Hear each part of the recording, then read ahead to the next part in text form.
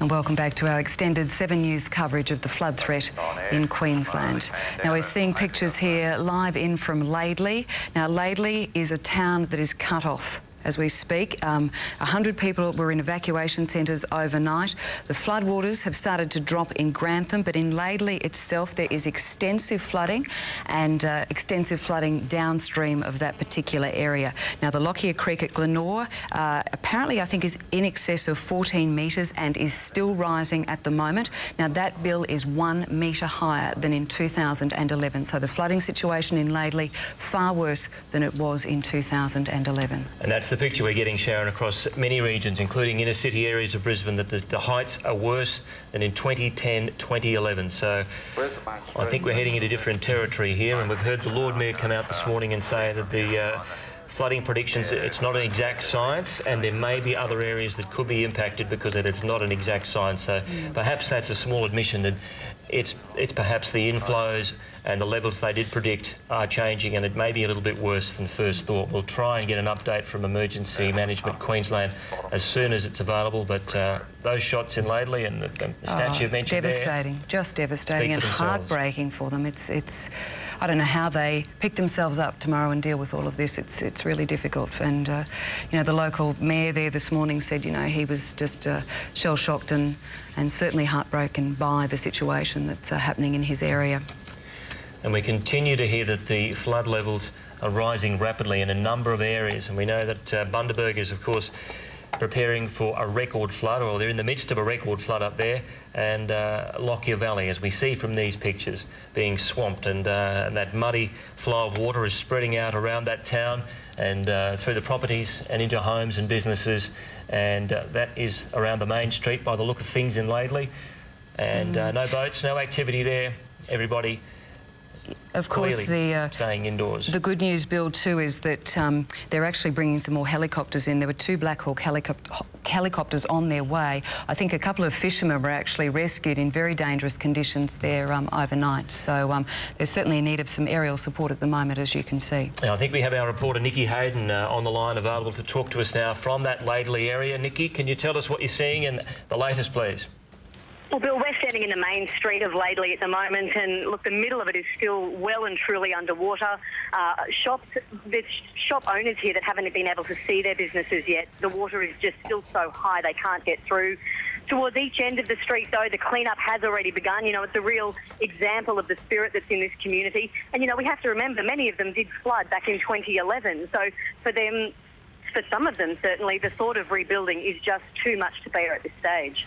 Nikki, do we know the timeline on when the tides, when it'll get higher and how much more water is to come?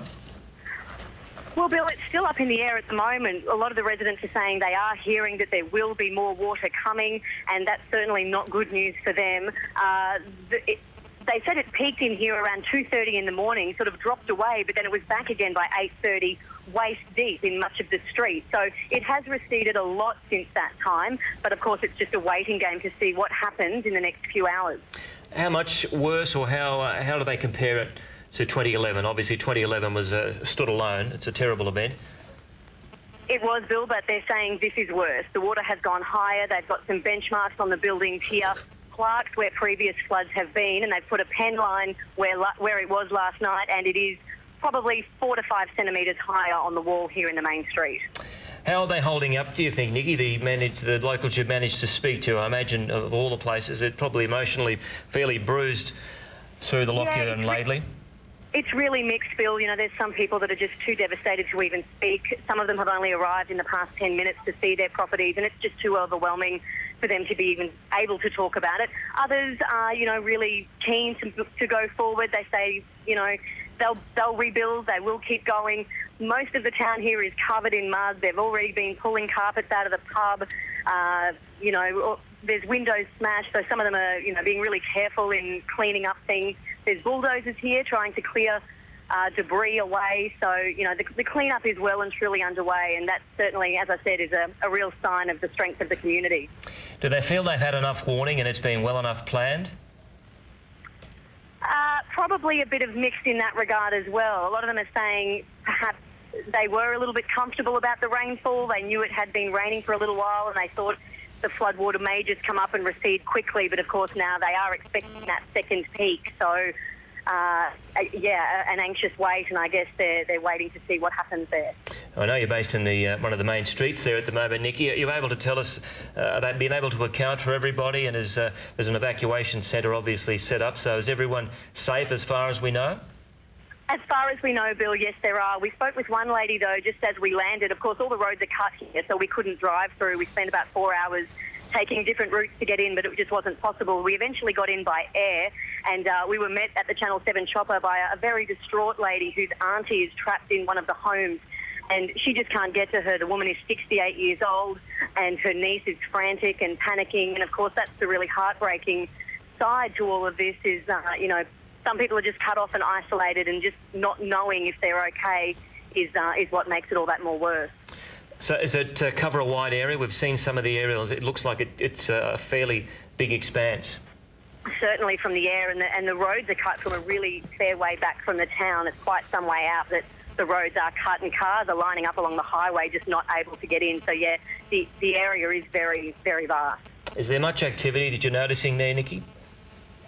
In the main street, absolutely. A lot of activity, a lot of clean-up going underway. The street's full of trucks, bulldozers, people hosing the fronts of shops. There's sandbags all over the footpath here. Every business with sandbags, but of course the water just came straight over the top. So they're doing what they can with what they've been given, but certainly, yeah, they're doing their best. Nikki, it's Sharon here. I was just wondering about the rescue situation. I understand 2 fishermen actually had to rescue somebody last night. Are you aware of that?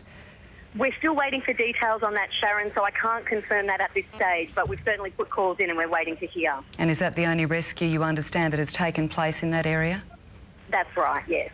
All right, Nikki, thank you very much for that.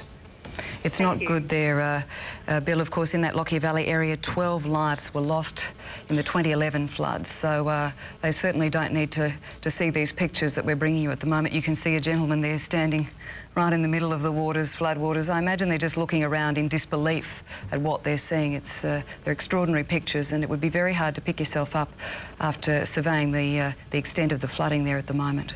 Yeah, I imagine they're just stunned, and they're probably looking, thinking, what next? When are we going to get a break? So let's hope they do get a break. Speaking of a break, we'll take one right now and come back with more on this unfolding flood disaster. Stay with us.